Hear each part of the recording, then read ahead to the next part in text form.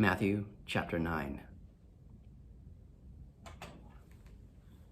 Jesus stepped into a boat, crossed over, and came to his own town. Some men brought to him a paralytic lying on a mat. When Jesus saw their faith, he said to the paralytic, "Take heart, son, your sins are forgiven." At this, some of the teachers of the law said to themselves, "This fellow is blaspheming." Knowing their thoughts, Jesus said, "Why do you entertain evil thoughts in your hearts? Which is easier, to say, 'Your sins are forgiven,' or to say, 'Get up and walk'? But so that you may know that the Son of Man has authority on earth to forgive sins." Then he said to the paralytic, "Get up, take your mat, and go home." And the man got up and went home.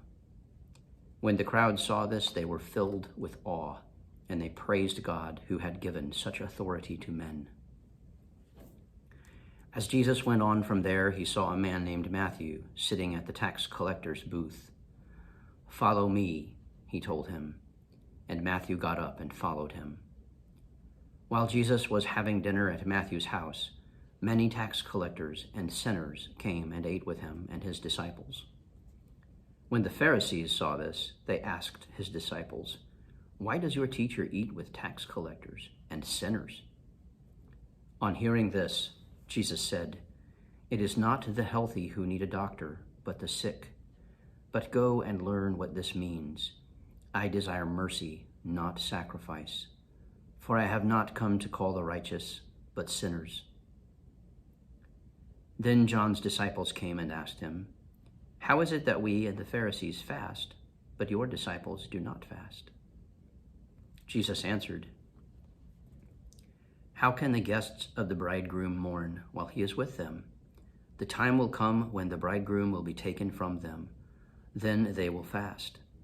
No one sews a patch of unshrunk cloth on an old garment, for the patch will pull away from the garment, making the tear worse. Neither do men pour new wine into old wineskins. If they do, the skins will burst, the wine will run out, and the wineskins will be ruined. No, they pour new wine into new wineskins, and both are preserved." While he was saying this, a ruler came and knelt before him and said, "My daughter has just died, but come and put your hand on her, and she will live."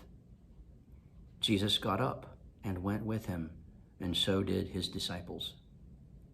Just then, a woman who had been subject to bleeding for 12 years came up behind him and touched the edge of his cloak. She said to herself, "If I only touch his cloak, I will be healed." Jesus turned and saw her. "Take heart, daughter," he said. "Your faith has healed you."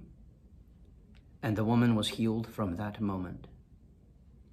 When Jesus entered the ruler's house and saw the flute players and the noisy crowd, he said, "Go away. The girl is not dead, but asleep." But they laughed at him.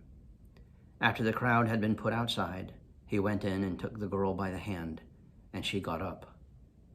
News of this spread through all that region.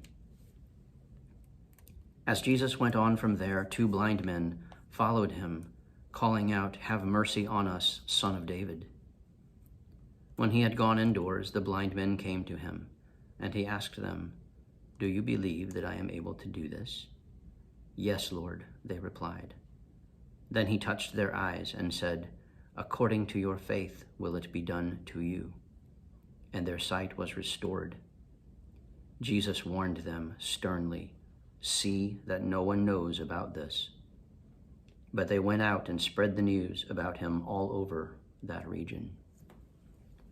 While they were going out, a man who was demon-possessed and could not talk was brought to Jesus. And when the demon was driven out, the man who had been mute spoke. The crowd was amazed and said, "Nothing like this has ever been seen in Israel." But the Pharisees said, "It is by the prince of demons that he drives out demons." Jesus went through all the towns and villages, teaching in their synagogues, preaching the good news of the kingdom, and healing every disease and sickness. When he saw the crowds, he had compassion on them, because they were harassed and helpless, like sheep without a shepherd. Then he said to his disciples, "The harvest is plentiful, but the workers are few. Ask the Lord of the harvest, therefore, to send out workers into his harvest field." Matthew chapter 9. Today is February the 19th, 2023. Thank you for joining me.